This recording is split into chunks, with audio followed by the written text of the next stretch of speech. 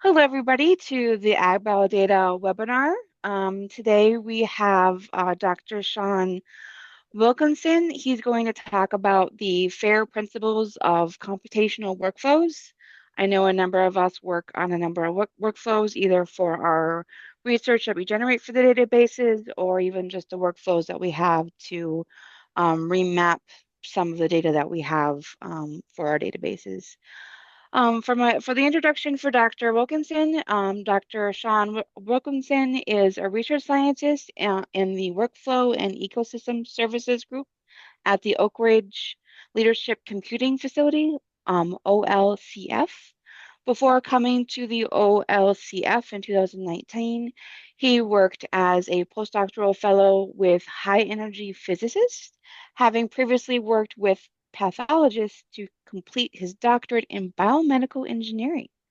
Currently, the main area of his research is in the emerging area of fair workflows, for which he is the technical lead for the Workflows Community Initiative and a co-chair of its Fair Computational Workflows Working Group. Dr. Wilkinson also serves as a member of the Go Fair US office. Other research interests include cross-facility workflows, reproducibility, that's a big one, and cancer research with the Veteran Affairs VA and with the Million Veteran Program. All right, the floor is yours, Dr. Wilkinson. Thank you. Um, so I'll share my screen real quick. And how do you how do you go to full screen? Uh, will that work? Okay, good. Is it working? Yep. Okay, sorry. It's showing me, messages again. Okay, so yeah, this is Fair Principles for Computational Workflows. Um, and she went through my background real quick. This is Frontier, is this machine that we have currently listed as the second fastest computer on the top 500 list. Um, the Oak Ridge Leadership Computing Facility, we do a lot of high performance computing, helping scientists who operate at very massive scales. But we also want to be more than just a place where people do very fast computing. We want to do very like varieties of computing that are difficult and lead the way in a lot of other ways too.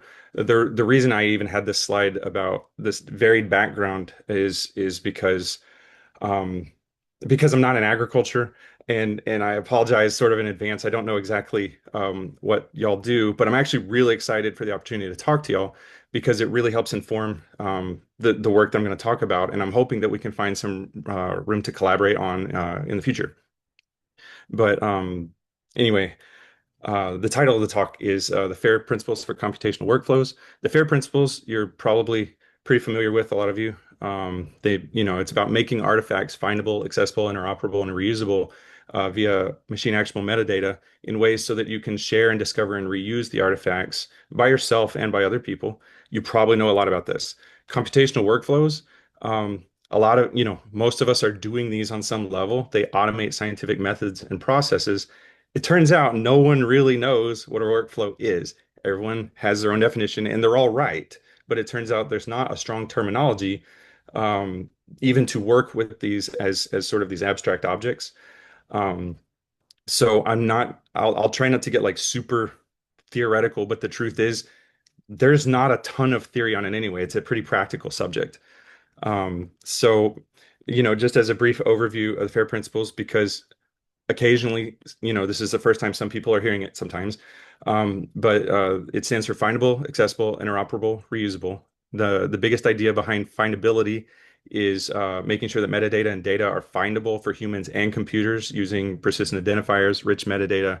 When you're indexing, registering your objects in places they can be found, then they also hopefully will be places that they're accessible so that once people can find them, then users um, be able to access them with open protocols, even if the metadata are still there to let you know, even if the data are missing or have been taken down now, sort of that tombstoning thing. Um, Interoperability is the hardest of the letters, in my opinion, and actually a lot of people's opinion. making data work with other applications or workflows for analysis, storage, and processing.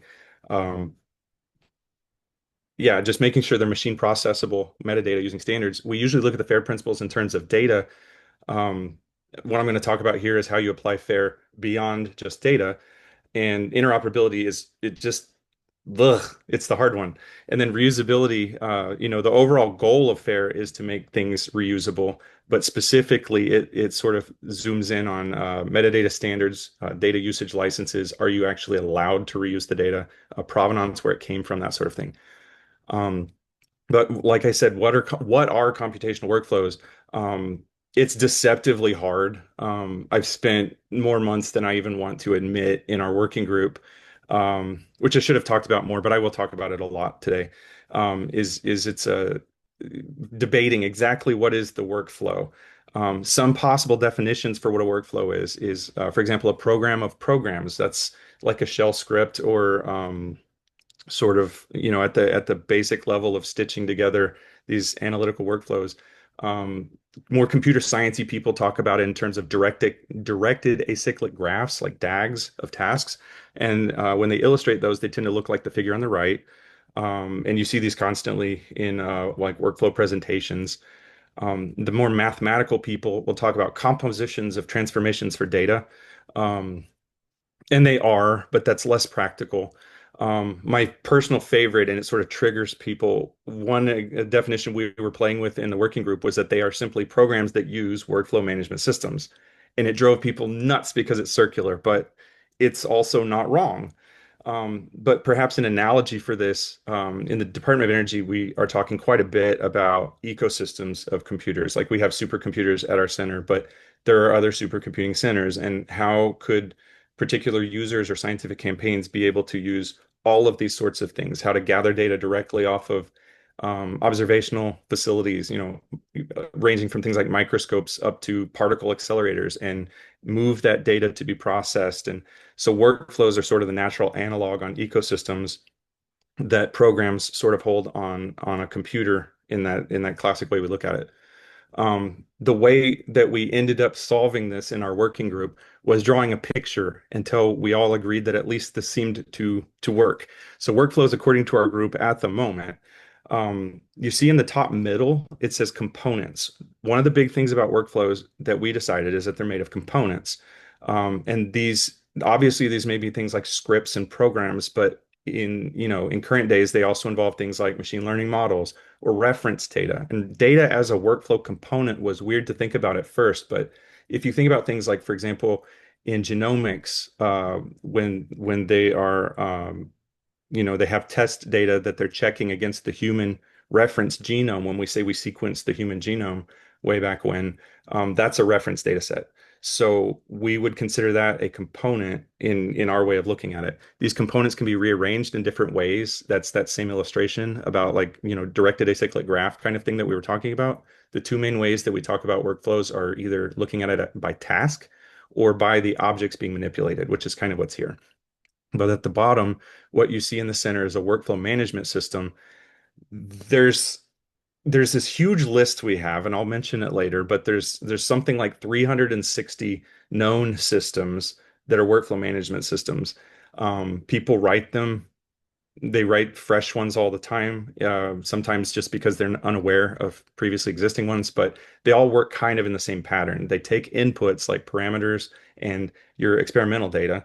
They apply, they run the workflow as if it's a program, and then they produce outputs like output data, logs and provenance about exactly what happened during execution. And so this was what we arrived at as a way to at least develop common language to talk about so that we could describe it with FAIR principles. The easier question, which I'm sure you're aware of, is why would you use computational workflows? Um, the main two reasons, I argue, are managing complexity and improving your scientific practice. When you're automating, it helps you avoid human errors.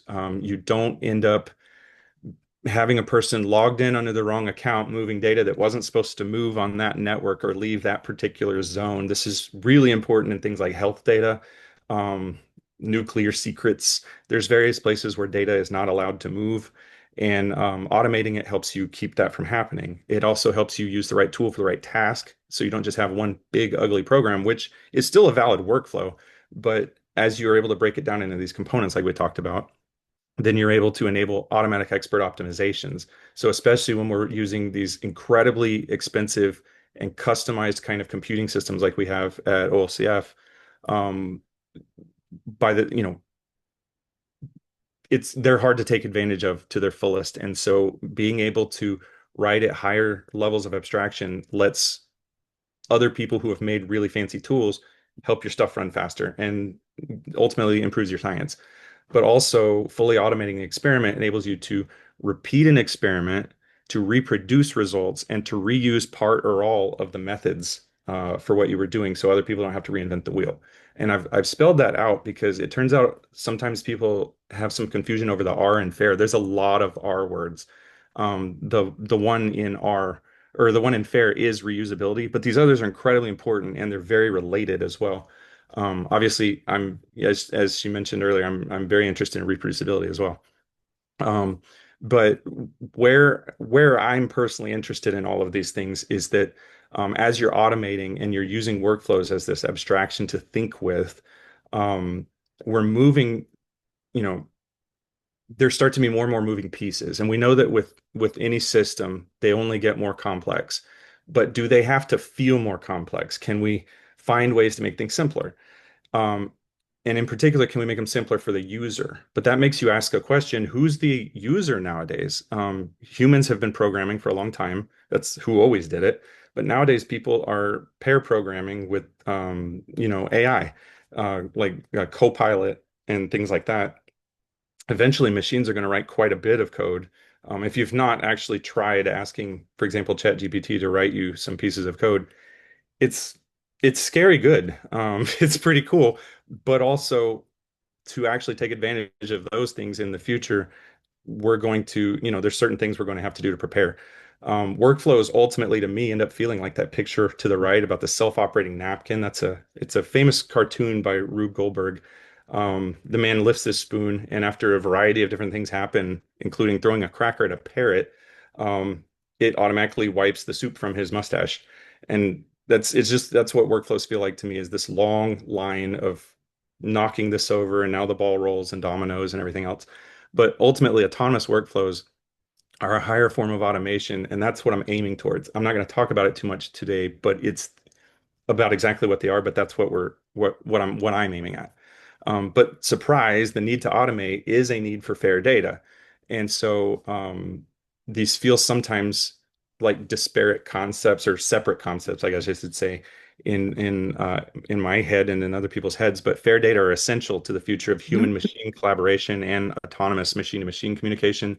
Uh, I'm sure all of y'all know that. Sometimes this surprises people, but that's why the FAIR guiding principles for scientific data management, when they first came out in 2016, published by Mark Wilkinson, who's no relation. I'd really like to meet him someday just because I think that's a funny coincidence. But they listed four main emphases, as I've mentioned before: findable, accessible, interoperable, reusable.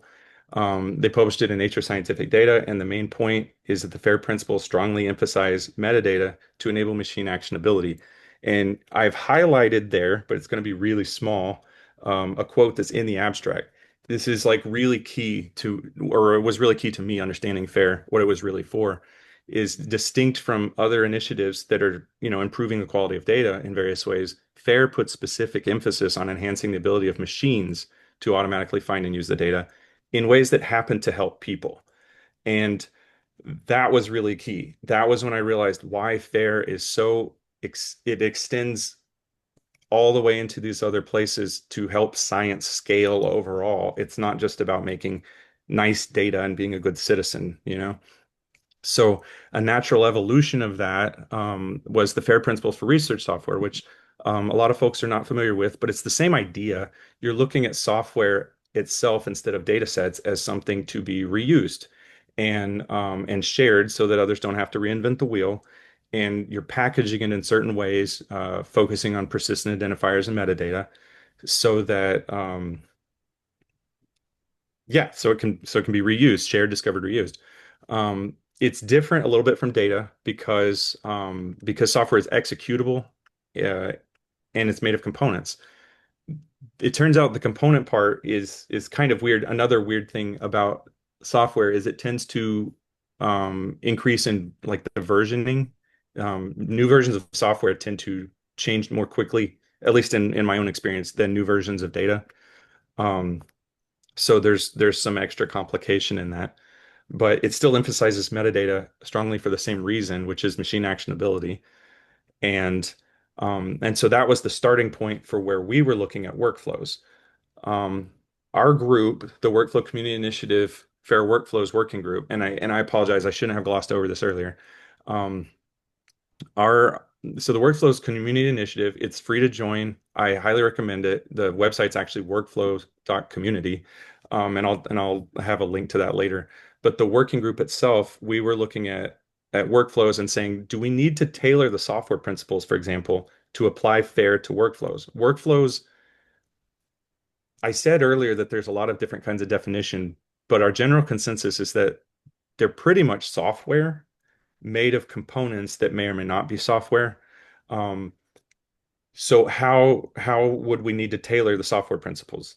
Um, that's the executable nature that makes it kind of weird because unlike data, software and workflows can actually change the fairness even of other objects, which means that they can be fair aware. There's all kinds of extra things going on there. We also wanted to talk about how far do the data principles themselves apply to workflows because obviously, they take up space on a hard drive because they are data, but could we consider components as sort of a set? I can't remember the word we used. We used it in the paper, but it sort of the same way you would talk about a data set, but talking about a set of components. Um, and then, finally, the other question that you would ask really if you were trying to apply FAIR to any object, given that FAIR is primarily about persistent identifiers and metadata, what should you identify about the target, which for us was workflows, and what are the necessary metadata? So what we arrived at, which we just published in February, was that workflows relate to FAIR in a whole bunch of ways. Like I was mentioning, they relate as data, as software, but what we were calling instruments of FAIR, which maybe we will find better words for later. What we meant was the ability for them to evaluate the fairness of other objects, the ability of them to make other objects more fair. But they're also parts of a fair ecosystem. Because the components, workflows made of components, the individual components can be fair, so they can be compositions of fair objects. And ultimately, we did decide they were reasons to extend fair. So we'll talk about that in just a second. But ultimately, these autonomous workflows, um, where I'm saying that machines would be writing workflows, what I really mean is it's like a program that's reading and reacting and saying, given some input data and a target of output data that I'd like to make, um, possibly trying to infer different pieces that it might need and pull them from like an online registry or a repository and assemble them in place to read and react. If somebody wanted to run it at this compute site or run it on this other computer because that computer's busy, that sort of thing. And it all fundamentally depends on machine actionable metadata. So I mentioned that I would say the word ecosystem a lot of times, but FAIR is being applied at a lot of other levels of the ecosystem as well.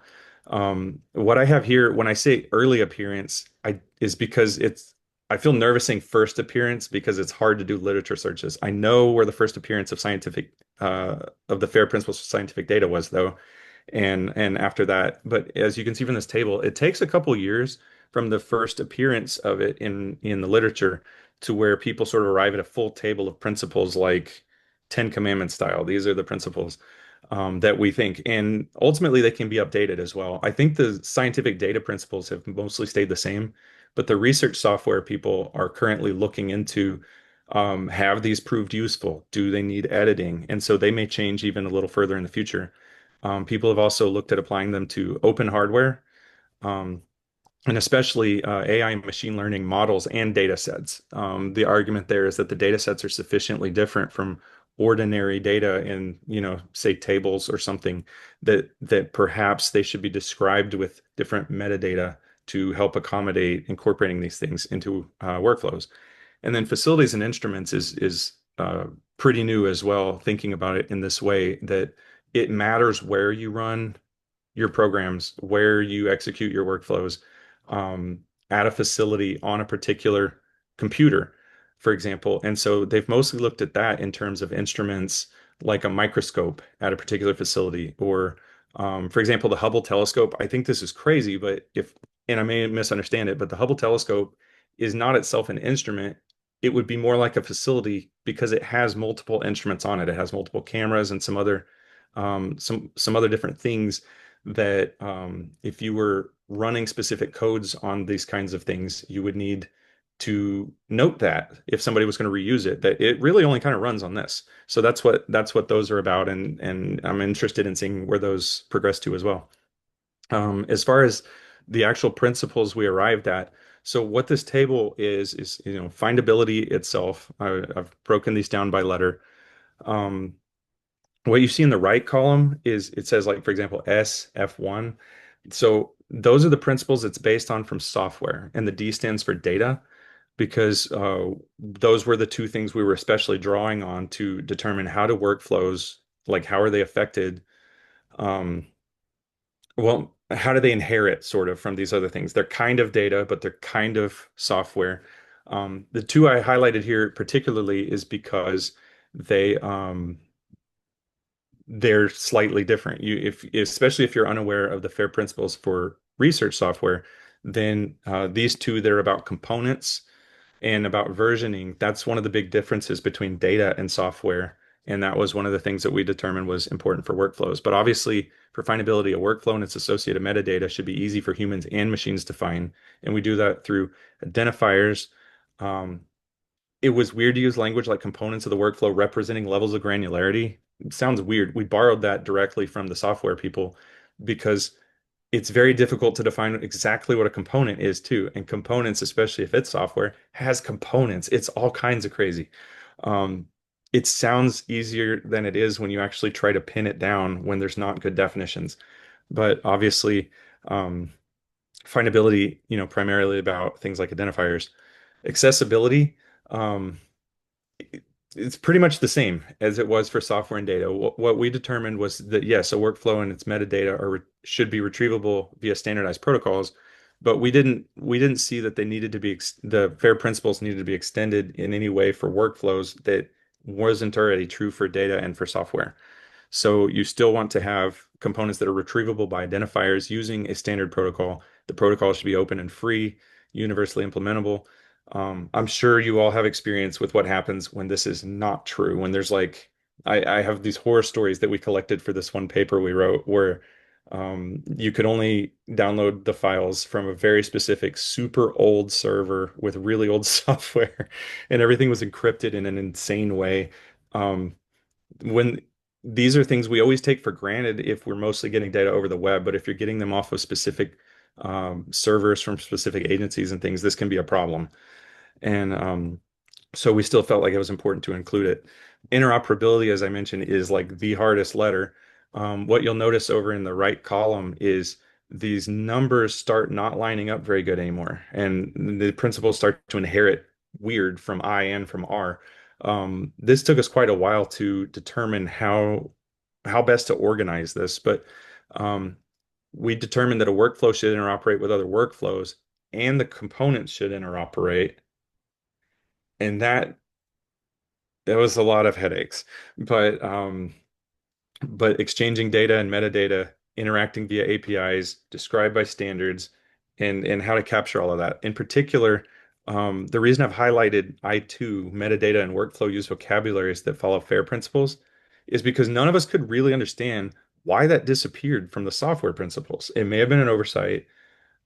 I can't remember. I remember talking to them before about it, but we couldn't we still felt like it was important to go ahead and pull that from data. We felt like that was very applicable to workflows, but it's not necessarily listed in the software version of the principles. Um, anyway, you know,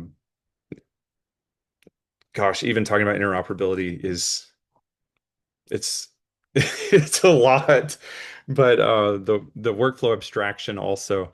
This is where we started to make a distinction. I don't know. Yeah, I can't really. Oh, that didn't work. I was going to try to highlight. We talked about the workflow abstraction versus the workflow run in here. What we mean by that is a workflow that is, sort of at rest. We're thinking about it usually as software in its code form, but a workflow that is running has become an object in memory on some computer.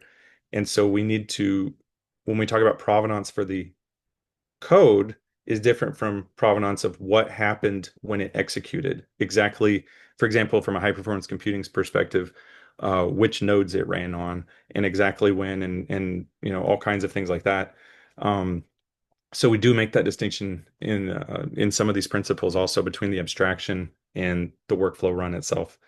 And then finally, for reusability, we decided that a workflow should be both usable and reusable. This is fun because there are examples of things that are reusable and incredibly fair, but are in a practical sense not usable at all. It's really fun to play with these sorts of things. It's because I have a math background, and so I just like doing that.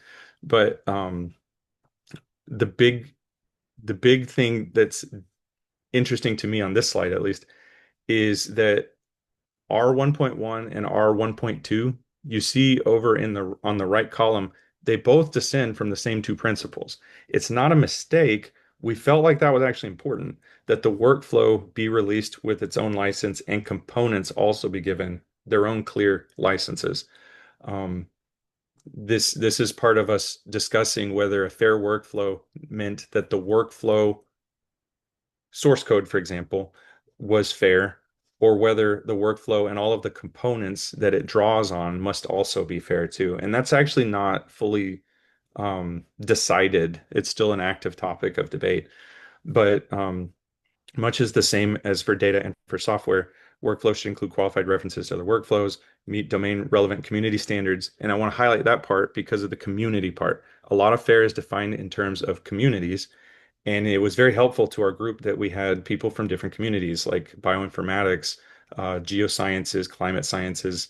Um, we had people who were tool makers who designed workflow management systems, very computer sciencey people. We had a lot of different types, and they all kind of had different standards coming from theirs. It's part of why I'm really excited to talk to y'all because I don't know anyone in agriculture, and I know that I would really like to know how y'all do things too. So yeah, I just wanted to highlight that part about community. There is a paper. I did not write this. It's about 10 simple rules for building fair workflows. It's very, very useful. I recommend it highly because after you see all the principles and it's like really complicated, and you're like, okay, well, how can I practically do some of this? There's like this paper demonstrates and talks you through like 10 ways that are pretty high yield. You only do a little, but you get a lot of benefit, like registering the workflow on a registry like DocStore or Workflow Hub. I'm sure everyone here knows the difference, but sometimes I talk to folks where they don't know. A registry is a place where you store records of things. A repository is where you store things. So it really, really helps if you register your workflow so that people can find it. That's the whole point. They can search the record uh, and find your work, and then hopefully also give you credit for what they found. But making your source code available in public places like GitHub, um, the interoperability, making the workflow portable in terms of perhaps using common workflow language, which uses you write it in common workflow language and can use a variety of different workflow management systems, or you use Docker containers to really make your whole thing reproducible so long as people are able to use Docker, which turns out isn't always the case. On high performance computers, they're so weird that sometimes containers are not a good solution. And so we have, a variety of different things that we can do. But this, anyway, I recommend for folks who are interested to look at this. And if you could only do one thing instead of 10 things, I would highly recommend registering on Workflow Hub specifically. This paper just came out the end of May, I think. It's a lot of us, it's a lot of the same people, but Workflow Hub is a place where you can register that your workflow exists. You can describe it with a lot of metadata, and because it's online, it walks you through how to do it. Um, It puts it in a place where people can find it. It assigns a DOI to it. It helps just tremendously. We're working on systems also so that people can be getting credit for this in the same way that you get credit for papers, because that's a common reason why people don't always want to make their work available to be reused by others is it's a lot of extra work to process it and make it nice. And what is the benefit? So we're working on those sorts of things. It's a great place to find things you might want to use as well as to register your own workflows so that other people can find them. Um, I really cannot recommend it enough. If there's only one thing you could do to make your workflow more fair, I would recommend registering it on Workflow Hub. And then, so in summary, just real quick, the FAIR principles are not just for data. Um, Applying FAIR at every different of these levels that I've talked about will help enable these workflows that sort of handle scaling issues automatically and self-assemble. And then also, hopefully, we don't end up with the Terminator, right? We don't get dystopia. This is sometimes what people think I mean when I say machines will be programming computers. Um, anyway, I acknowledge my funding source real quick that thank you OLCF for helping me do this work. And I actually have questions for y'all too. So hopefully we have plenty of time for questions, I'm hoping. So thank you. Yeah, we have plenty of time for questions. Thank you so much. Can you bring up that last slide? Because you had some of those questions for us, and we have Did questions for I you too. did I destroy it somehow? I am so sorry. You know, it's okay. You just stopped share. I It think just came over so I could see like the chat and things and it unshared, I guess. I was that's fine. all right. Yeah, we'll just leave it there for a sec. Yeah. Um, so so some of the questions I had was the part about given that FAIR delegates to the community standards, I'm interested in finding out how in the agricultural, sort of community, what your community standards are, and especially, do you write them down? Because nobody really writes them down. They just kind of figure out that this is what everybody else is doing, and I'm very curious about this. Um, Um, Anybody else can jump in at any time, please. Don't make me the only one who talks. I Um, can I ask a question about that actually first? okay. yeah, So by absolutely. community standards, do you mean community standards for workflows? Um, Sort of. I mean it for whatever you want to mean, actually, um, because data and software can both be components of workflows. To me, any sort of standards that you have where like people know this is what we do, this is where we put things, is really valuable. I've wondered at times if you were coming from another domain and you said, "Well, I want to bring my field forward. How did the other fields do it?" I don't know how they would find out.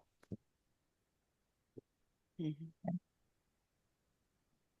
There may not be an answer. No one else ever has an answer either, but I'm curious.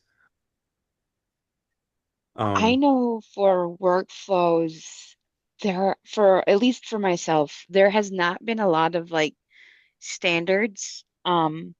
Usually I just try to write down, I can give you an example, I'll email you an example for like I was working on a workflow that someone else developed and um I used slightly different from what they did, but I also documented like all the challenges that I had using that workflow. But I documented all the scripts I used, what type of data that I used, file formats that I used, that's and fantastic. Nobody ever does that. That's really, really useful.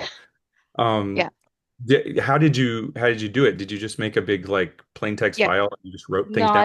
it's on GitHub. It's all on the README in GitHub. Because making it visible there.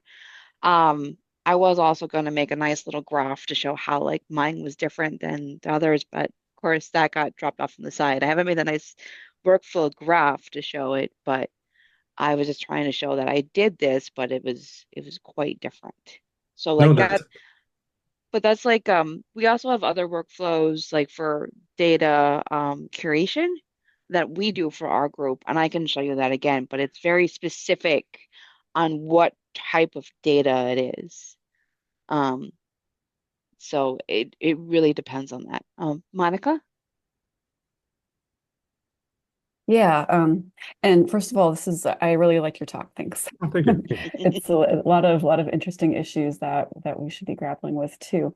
Um, So to that first question about community standards, so and my realm is insect genomics, sort of a lot of the projects that we host in our database are affiliated with the Earth Biogenome Project, which some of the affiliates also use that workflowhub.eu website that you showed earlier.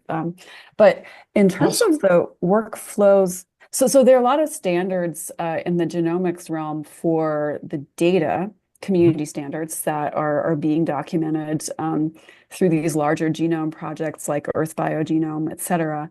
But for workflows, actually, we've been writing up sort of a white paper for insect genomics too, and where we also lament that for workflows, it's sort of a wild west where Yeah. the scientists that use them, there's lots of different ways of doing it, lots of different software types. There's not necessarily requirements from journals yet to Mhm. actually have workflows or document your workflows if you actually use them, or to like if you do a certain type of analysis that you actually do have a workflow that's somewhere. So I mean, yeah, there's no standard, and part of it might just be an educational problem too. That was one of the things that we were wondering is what sort of information would the scientific community, at least with insect genomics in mind, need in order to approach this and say, okay, if I'm doing this sort of analysis with these different components, what are the things that I need to think about to set this up in order to make it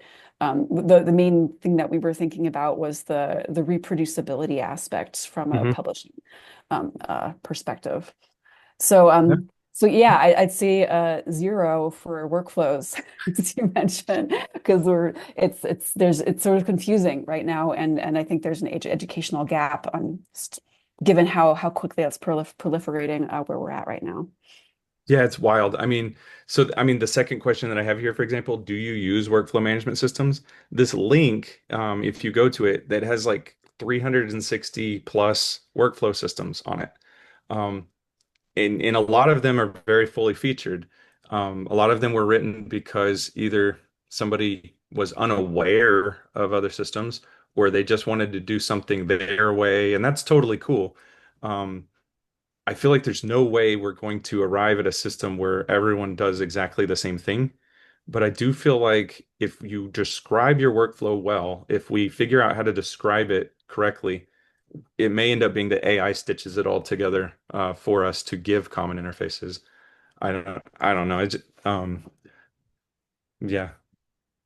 Oh, I have a quick question. sorry, Can you, sorry. no, it's okay. Just again, this is like a vocabulary thing.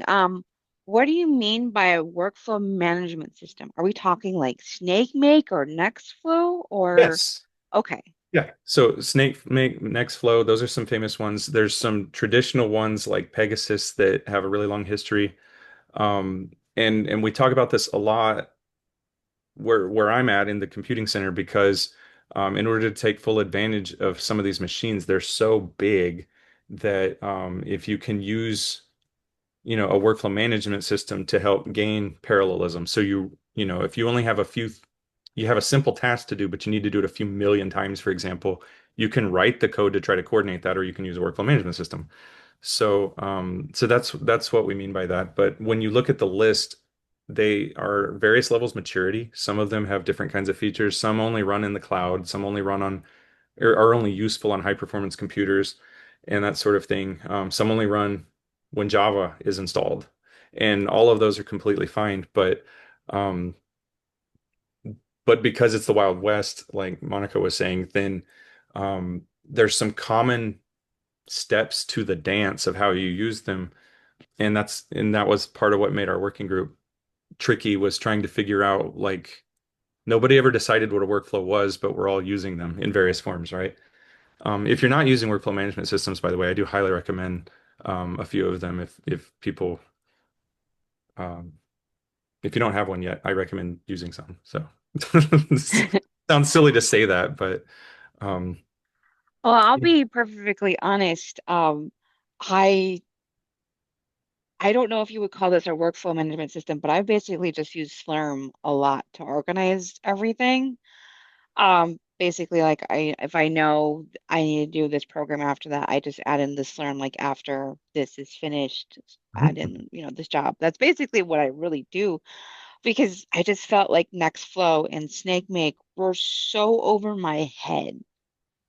Because I'm not a computer scientist. I did not take a lot of computer science classes. I I got took you.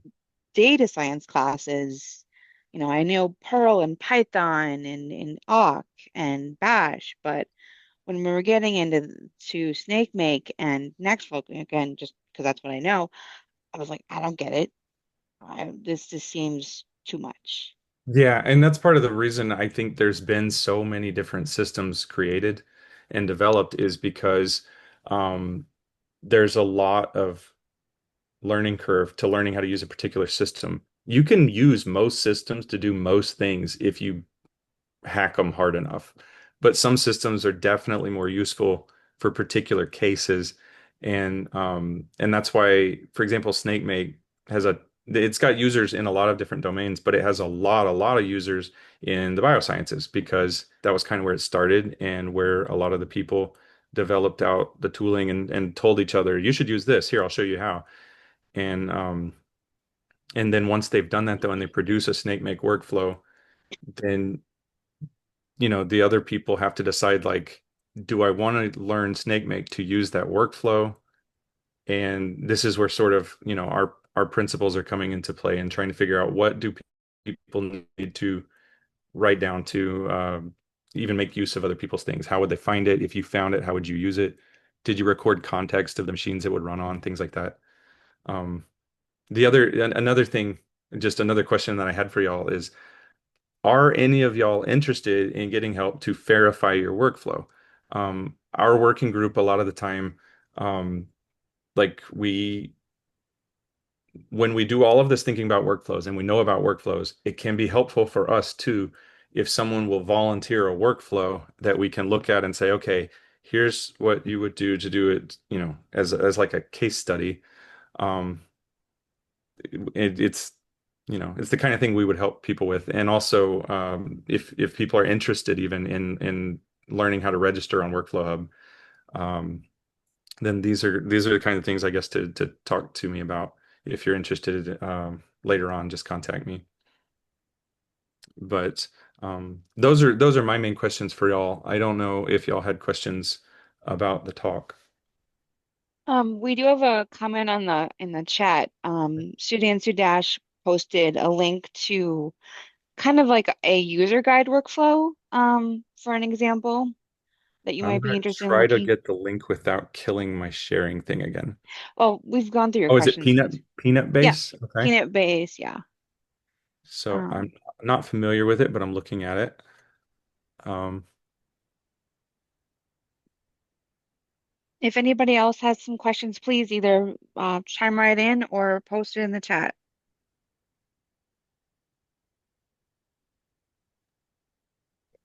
So I was just going to jump in and say thanks very much for a very nice talk. And we actually had someone from my team was looking into the kind of verification of workflows recently and gave a presentation to the institute. So I'm definitely going to send him the recording, and nice. that If might be he's a nice point of interested also contact. in joining our group, I probably didn't appropriately plug it because I still had one more slide to show and I forgot to do that. But the group is open. People, we meet, if the person's interested ever in joining us, we'd be happy to have them. Nice. I'll make sure he watches the talk and right to the end so that he can see the slide. And fantastic. I'm sorry. Um, because yeah, we meet twice a month. I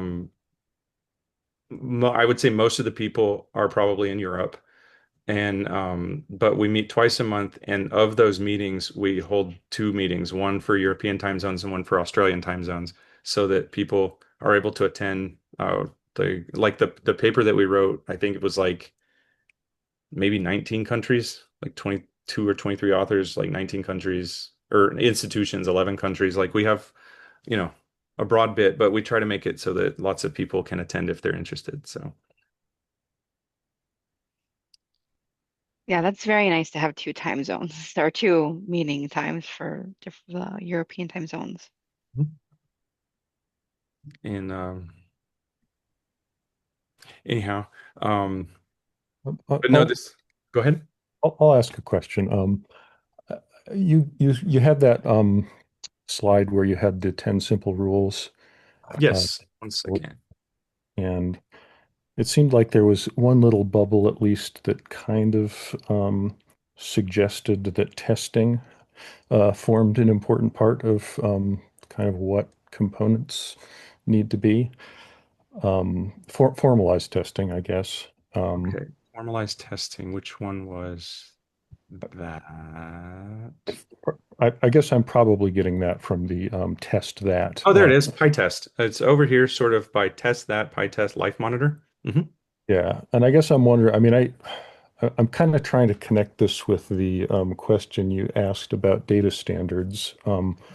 We had a working group as part of this consortium a while back that was formed around this one standard that we have for data representation called GFF. You may know GFF from your work in genomics, but it's like one of these standards that everybody kind of hates, but everybody uses. And, I think one of the reasons people sort of hate it is because there's no like standard validator for GFF, and so everybody kind of has their own idea about what correct GFF is. And I wonder if there's, I don't know, something analogous to validators for data. Um, I mean, it seems like testing kind of goes along with that in terms of executable code for like how do you validate that a workflow is actually, or components of a workflow are actually kind of semantically doing what you want them to. So the main way that these do is if you're familiar with unit testing for software, then workflows, if you interpret them as software, then these would be something like unit testing. And so Life Monitor, for example, um, one problem, I'm like, how do I start? You're familiar with unit testing though? Do you do unit testing? So a lot of people set unit testing up to run, for example, on a commit to GitHub that they push and it runs automatically and it tells them if they broke something. But if the code hasn't been updated in a while, that test hasn't run in a while, and especially for workflows, the components may have rotted underneath it because things are always moving forward. And so that workflow that says it works perfectly, but it's like 3 years old, I would bet it's going to break, but nobody checked it. And so some of these kinds of things like Life Monitor, if I understand correctly what it is for, um, is to sort of be checking those things periodically to tell you something changed. You probably want to go fix this, update that.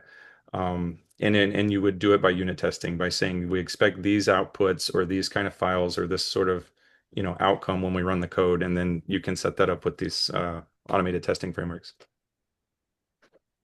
Yeah, I guess, I mean, typically it's the developers who write their own unit tests, but I wonder if, there's some sense in which communities should Oh, define. I see what you're saying. Okay. You're right. So somebody who, yeah, because usually I guess all of us that were talking about these sorts of things, a lot of us are developers of our own workflows. So we were thinking in terms of that. I think unit testing might not be quite as important for people who aren't developing it though. But it would be important for them to see that it has been tested, right? And so like badges that you see on GitHub maybe where it says like, yes, this is still working, green light, you can use this. But I may not understand correctly what you're saying. I'm sorry. Yeah, I'm not exactly sure where I'm going with it either.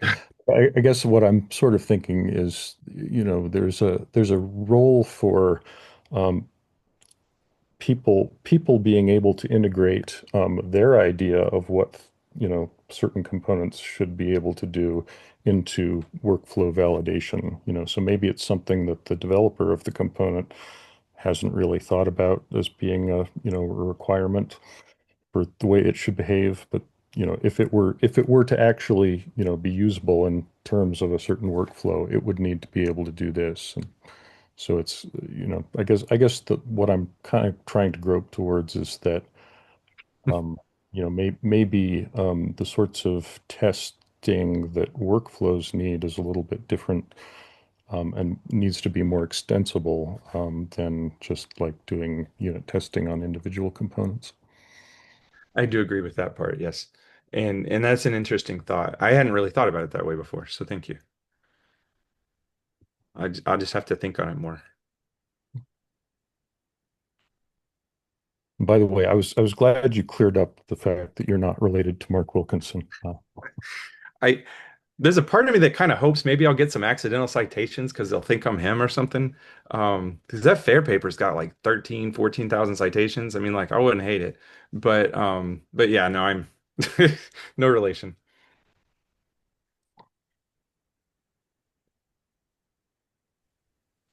Yeah, it would be nice to get, over 1,000 citations. Yeah, I would I wouldn't turn it down, you know? So Um, but the main thing, I guess, in these particular cases is even more than citations. I'm just hoping that people will will read it and either take it to heart or tell us that we were wrong so we can figure out how to fix it. Because I am really honestly hoping that these sort of things lead to people doing a lot less reinventing the wheel and a lot more actual science, like producing more science, better science. Um, Especially like for example at our computing center because it's specialized hardware and it's in a special configuration when people bring codes they have to start adapting them to take advantage of our machines because they're specialized once they're adapted for our machines they don't necessarily run other places but every one of our users fights the same sort of problems because they're all using the same machine so we're trying to get some stuff into place so that people can share. Here's how we modified our codes. Here's some of the pieces that we wrote to, plumb it all together and, try to build sort of a fair ecosystem within our computing center. Um, Yeah, I have one more question for you. Has the working group considered, this is not particularly fair, but like have they considered ease of use or usability for reuse? Because if I'm going to try to use a workflow, if I have to learn SnakeMake and all the or everything all over again, it just becomes it's not worth it for my time, really. To, no, I mean, you're right. Like, so fair, says nothing of quality. Or even yeah, of practicality, it says how easily things would be, or how easy it would be for things to be reused based on, persistent identifiers and metadata. But things can be very reusable and not be usable at all. They can be total garbage and be incredibly fair. Um, there's data sets, for example, that are so big, they're super fair, they're out there, and anyone can have it. But who's got a petabyte to download it onto so that you can look at it, right?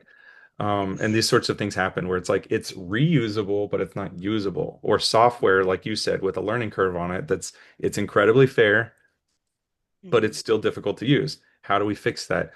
Genuinely, I don't know. They've talked about extending fair in different ways, and they'll talk about it as fair plus. And sometimes people add letters to it. Fair plus R for a more of a focus on reproducibility, or fair plus, I think I've seen Q and some other things for quality. Um, those end up being really difficult questions also about what does it mean for software to be high quality. And it seems like it should be easy, but it's hard to answer. And in terms of usability, man, I don't know. What I'm kind of hoping will happen is that if enough people release things, and especially if there are credit systems attached, where you can get credit for the things that you released and other people, citing you the same way that they would cite a paper, then my hope would be that people would try to make their stuff usable, even if only so they could selfishly get more credit for it, but that would hopefully result in things that are easier to use as well as being reusable. So I don't know if I'm anywhere near your question, but um, I love the questions. I've got Yeah. a Go ahead, Rick. Sorry. I've got a question about this reusability and the reliance on workflows on the machines Mhm. to which they were written for. Doesn't that argue that there cannot be one place there may be many places. Each installation would have their own repository, in other words, because it was tuned for their machine. Whereas you might have a universal registry that would know about all these other places. Man, that's like exactly like that's a great, I should have said it that way to talk about Workflow Hub, because that's sort of the idea, is being this universal registry that points at these different repositories, so that right now there's not a system in there to say exactly, to search by context, for example, to say these workflows ran at Oak Ridge, these ran at the European centers, for example. Yeah. People have been using this hashtagging mechanism to do it. And so the Barcelona Supercomputer Center, for example, has been using some hashtags in a way where you can actually search it out and find all of the workflows that run at their center. And it's great. And so I'm hoping that we can extend Workflow Hub a little bit to support that, more. But also, anyway, so Workflow Hub is the registry that I think you're describing. That's the kind of thing that we're hoping for it to be. And it can point, I guess I didn't explain very well, but up towards the top right where it says view on GitHub, it can point wherever the source code is. If it's on GitHub, if it's in a repository, even if it's in an institutional repository, and you can't get it directly, but it tells you it exists, and it tells you here's who made it and here's how to contact them, which is also over there on the right side of the screen. These are the kinds of things where hopefully if people describe their things really well with metadata and then put them, register them. That's why I said if there's one thing you could do, put it in a registry. I think that's the single thing that most enhances workflows, data, software, all of it is to register it in a registry. And add that hashtag. Yes. Yes, and that's why we're also hoping that these credit systems can develop out in the future to encourage people to take the extra time to actually tag it and make things, findable, searchable, that sort of thing. What do you do in this system? What do you do when you change hardware? Because I've known some centers have, jettisoned most of their hardware for new stuff. Oh, we totally do. Every 5 years we get a new computer and the old one disappears. That's a whole thing. And so what happens, in my experience at least, is the workflows shatter, but the components don't. The components, if it's compiled code like C or C++, you may have to recompile it. If it's Python, it might still run, but you might have to tweak certain pieces of it. Like if you wanted to run on 8 cores or 16 cores, you might have to change a parameter. But the components don't die as fast. The workflow has to be replumbed every time we move to a different machine. And that's part of why I'm hoping if we tag certain things like this, that during the lifetime of a machine, while it's still up and running, that people would be able to find, valid pieces, but also find components that are very popular and debugged and just replumb them. And hopefully people would post information about how to replumb them, if that makes sense. Oh, yeah.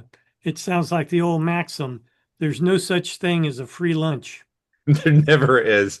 And it's frustrating. You push a rock up a hill with these because you develop these workflows to do very specific things, and then the machine's gone. And it makes reproducibility a real pain, because how does somebody rerun your old experiment when it was designed to run on a very specific computer that no one has anymore?